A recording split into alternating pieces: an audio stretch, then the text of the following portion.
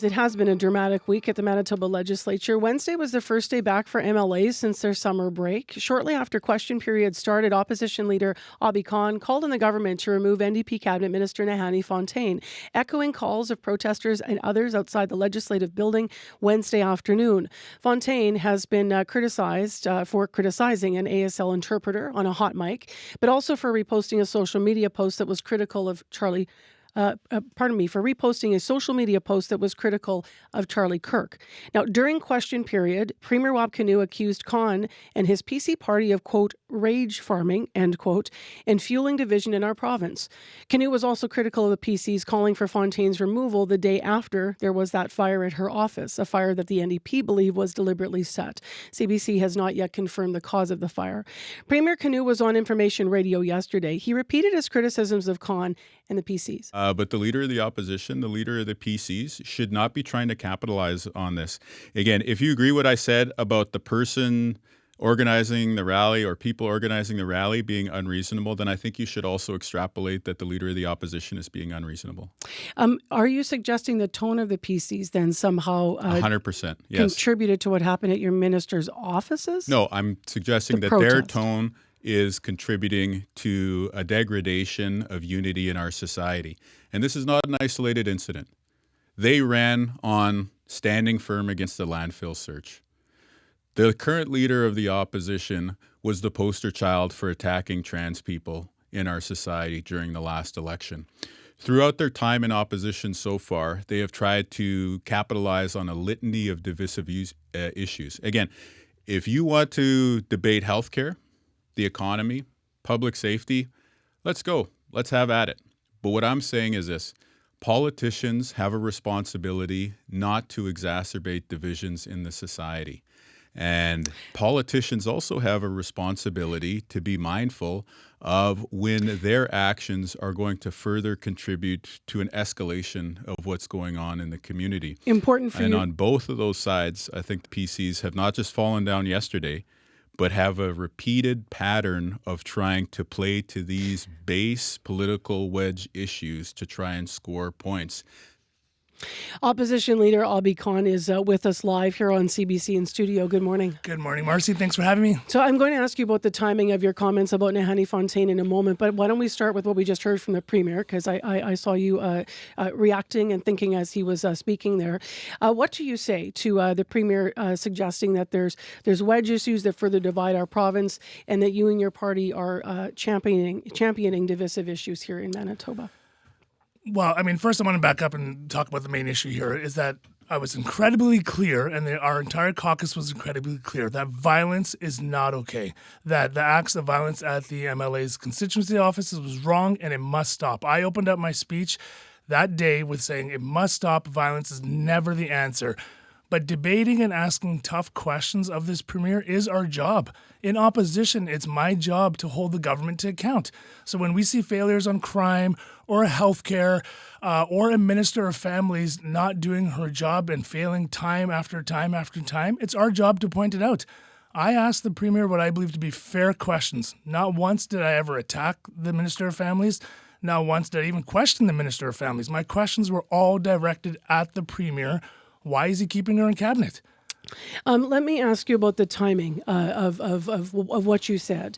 A day after the fire broke out at the constituency office, a day when there were protesters outside. In hindsight, do you regret the timing? Could you have waited a beat? Well, we don't know what started the fires first. That's still investigation. I mean, you've said that the police haven't come forward with what started the fires, so we still don't know that yet. I think it's extremely irresponsible of the Premier to go out and say that is because of something when he doesn't have any facts behind that, number one. Number two, the timing is unfortunate, but it is our job to ask questions. Manitobans want answers. Thousands of emails, calls came in. I tabled over 450 emails from Manitobans. It's my job to ask the tough questions. Questions that Manitobans have the right to answers to. I don't think there's anything wrong with saying, and I brought it. My question was, again, very simply, when the Premier, what I believe was, then went on the attack on us was, why is this Premier keeping the minister in his cabinet? I think that speaks more to the Premier than it does to the minister. And I asked that was the question. Can you see why the timing might have read in the way that it did as offensive or as problematic with the protesters outside? We had analysis the day before asking about the timing of the protest. We had Christopher Adams on air looking at this issue, and I actually asked him, and he was saying, he'd never want to say that people don't have a right to say what they have to say about any issue, and if they have issue with any minister. However, he said that he found, in context of the fires happening, that the timing was, regrettable. So I guess you don't feel, though, that you could have waited a moment to ask that question. Well, because it's relevant to what's happening now, right? It's our job to ask the questions about what Manitobans want. I mean, there are protesters outside. Manitobans have questions. And again, I led off very clearly by saying violence is wrong. The actions that were taken at the minister's office are terrible. Violence is never the answer. But we have to get to a point where, in a society, and what I believe the Premier is saying is completely against our constitutional rights. We have a right to ask questions, to debate, to have conversations. You might not like the tough questions I ask, but that's my job. At no point were we rage farming, like the Premier says. If you watch the questions and if you watch what happens, the Premier is the one that ramps up the dialogue in there.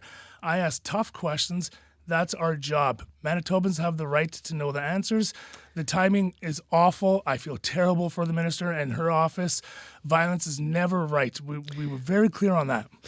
You somewhat responded to this, but I just want to ask you directly. Do you believe the Premier's assertion that the fires at Nahanni Fontaine and Bernadette Smith's offices were deliberate and targeted? I think I don't know. I'm not the police. I'm not investigating, but I think it's really irresponsible of the Premier to go out and say that. He's done this time. It's gaslighting. He did this in the chamber. He's doing it now in publicly. He's saying, we don't know yet. I mean, this could cause major, negative ripple effects in society if it's found not to be. If it's found not to be, then how do we take the Premier at his word? And if it is, I'm condemning those. He's condemning those. We're saying violence must stop. So Manitobans listening are hearing now the Premier accusing you of rage farming, quote unquote. They're now hearing you accusing him of, quote unquote, gaslighting. Yeah. Tom Lindsay, the legislative speaker of the Assembly yesterday, was saying there's no other workplace in the province, this is also a quote, by the way, where such behavior among colleagues would be acceptable. It should not be acceptable. Here, end quote. He's imploring on all of you to change the tone in the legislature. What responsibility do you take for the tone right now? Yeah, I totally agree with what the speaker is saying. And I would say to your first point of that, if anyone has any thoughts or they're not sure who's saying what, is it myself or the Premier, go back and watch it. It's on YouTube.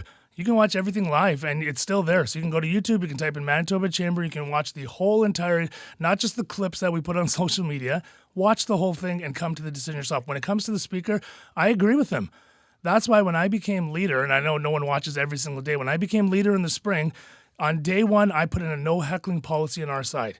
We went from about 5 to 8 being called to order, and the same with the NDP, to 0. Do you think that you're not contributing to the tone then? On our side, since I've been leader, we've been called to order twice. The Premier's side has been called over 35 times to order. So I would say the decorum, and you can ask the Speaker himself, has said a lot of it was because of the direction that I've taken with our party. As politicians, we have a job to ask questions, but also be examples. And I agree with what he's saying, unlike the Premier who thinks everything's fine in there. Premier Kinew, you heard him just now. We all heard that clip. I want to look at the wider issues here. He is critical of your party for championing divisive issues in this province.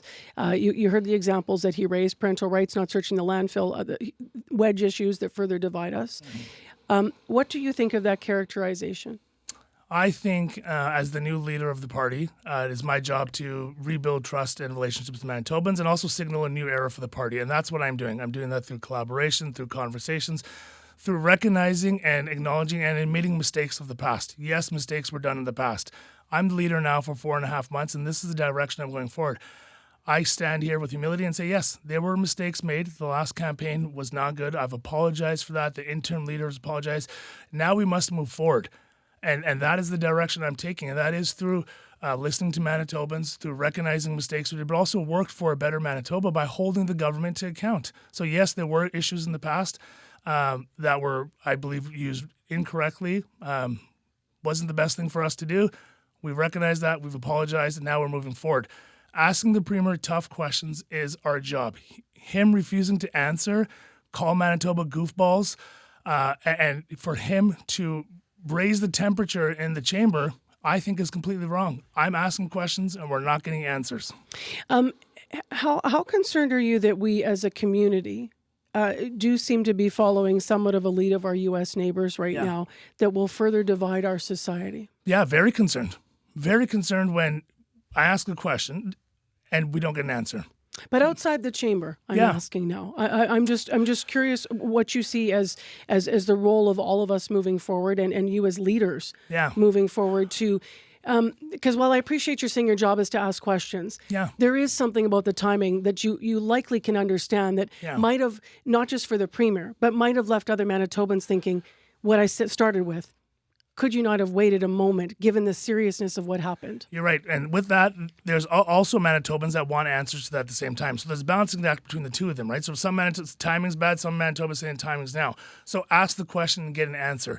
Don't add flames to it. Don't call Manitobans goofballs for having the right to protest. I mean, the Premier equated asking questions to violence and racism. If you listen to the question, he said that me asking questions is resorting to violence and racism. That is completely wrong. It is right to now. So to your question on society, you're right. We have to get together and talk. People have problems. People like what we're doing. Come talk to me. I'm approachable. I want to sit down. I want to listen to you. But when we raise that temperature is when things get bad. So ask a question. Have a debate. Protest peacefully, and let's sit down and find out what the issues are. I have no problem sitting down and listening to you, and maybe I'll say, you know what, you're right, Marcy. That was wrong. And again, looking at this interview, you're right. What we did in the past in the last campaign was wrong. And we can apologize for that, and we can move forward in a good way. And that's exactly what I'm doing as the leader of the PC party, saying these are the issues we're going to go forward. Crime, healthcare, accountability, holding the Premier and his ministers to account is not a bad thing. Should Manitobans be concerned with whatever is happening between yourself as the leader of the PCs and the Premier of the province, and what's happening between you two as individuals? I mean, I mentioned the quotes here, the rage farming, the gaslighting. And I have watched exchanges where both of you have equally become heated. CBC's reported on this. This is not the first time the two of you have been in the media. In the public, I should say, and you're public figures, so you should be held to account. Should Manitobans be concerned that there is maybe work that is not getting done because of something that's happened something that's broken down between a relationship between the two of you as leaders? Well, I can say that both of us, but I'll speak for me, are very passionate about what we do. I'm very passionate about Manitoba. I love Manitoba. I love Winnipeg from day one when I got here, and that's why I'm doing what I'm doing today. I ask questions with passion. I don't ask them with visceral or hate or ill content in my heart. Are you suggesting he is asking No, them? I'm speaking for myself, and I was very clear. I said I'm going to speak for myself. And so that's what I go for. I go with that passion, that energy, that love of Manitoba, that we can do better. We can do better as a society when it comes to, again, crime, health, our economy. We can get into real issues here, but I'm so passionate and I love this province and what it can offer that comes through in my questions. But again, my tone in my questions is a reasonable tone to ask questions. If you really look, and I ask and I implore you and everyone else to go look at the footage. Yesterday, I asked a question about a personal care home where seniors are not getting services that they need, and the Premier resorts to jokes and personal attacks on me. We need to really dial in on what's happening. The proof is there. I implore you and everyone else to go watch. The proof's in the pudding. So, you'll have to ask them about that. But I mean, I go forward with passion and love for this province and the party of the PC Party Manitoba. Thank you for being here live. Yeah, thank you. It's been great. I love getting up early to come in. Obby Khan, PC MLA for Fort White, the leader of the official opposition. Now, I always try to give equal time when I have politicians on the program. So please, if you missed yesterday's interview with the Premier, you can see that on cbc.ca/Manitoba and on YouTube and on our app this morning.